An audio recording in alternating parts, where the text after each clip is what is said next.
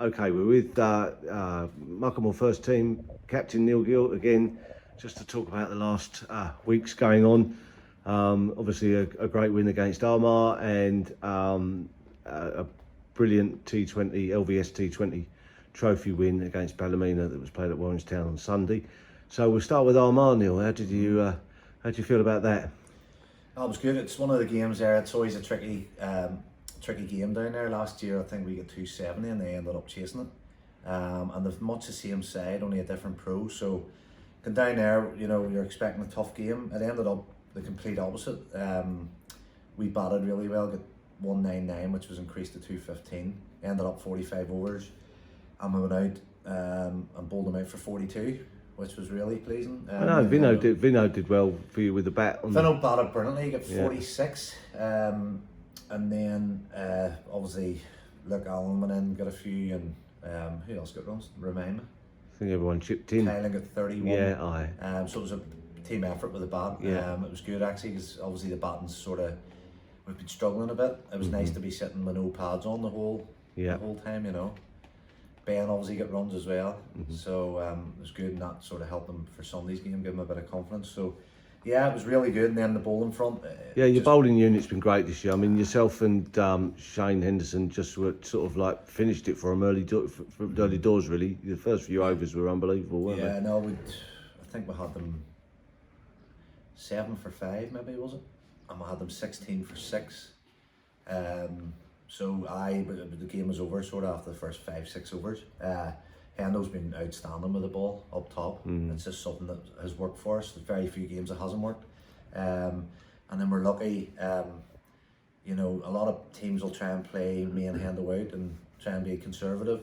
And then you've got the likes of Sats coming on. Pav, we missed all weekend. He's up there as our best bowler as well in the middle overs. So no, it's been great. It's we've real depth in the bowling, we've depth in the batting, which we've needed throughout the season so far. And so you're still top of the league, a few games to go. Yeah. You know, obviously.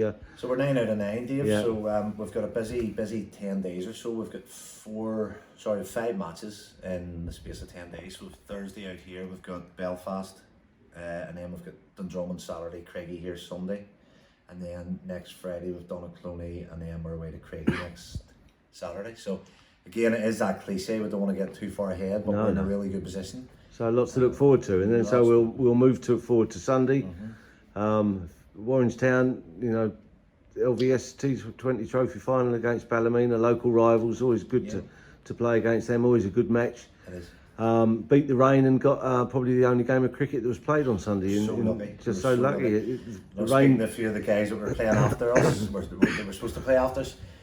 They were gutted that their game didn't start first, because it was actually one of the first times this season the forecasters got it absolutely bang on. As soon as the presentation happened, the rain came down, started, you know, so, and it was lovely too when we were playing. So with regards to match, you know, they got off to a good start. The pro was dropped early. Not right, Arnie? But thankfully it didn't cost us in the end. He's a top bat, and he came off, and Ted came on and got him out, caught it, held it long on, and that changed the game. Oh, certainly did, yeah. We sort of knew 2 or 3 wickets is all we would have took, you know. But if he had stayed another 5-6 overs, they could have been looking 170. Well, we were looking. Well, I was looking at it sort of early doors. The way they started off was fantastic, and they batted really well. The 2 openers. They run very well as well. Yeah, and I was thinking, guys under pressure, and our guys. First 10, 12 overs, the fielding was abysmal. It really was abysmal. You wouldn't have thought it was a cup final. They were really, really poor, but thankfully we turned it around like we do. It's not the first time this year that a team's been 80 or 90 for 1, and we've pulled them back, and they've ended up getting 140, 150. So on that front, it was great. Obviously, the big pleasing thing is obviously the run chase. The batting, as I say, hasn't clicked as such this year, a couple of matches. But for our boys to go out, we were 50 for 2 after the power play, and that broke the back of it. I thought we were going to be unlucky. I see Kylan played his shot and absolutely nailed it, and the young lad for Ballymena on the boundary took a wonderful catch. He took a couple of good catches, but I was thinking, it's going to be one of those days, but it just wasn't, was it? I was pacing up and down right until the winning run was hit. But Ben and Luke, I think they put on 94, was it? You know, 2 young 20-year-olds. The battle was such maturity. Yeah. They were never in any danger.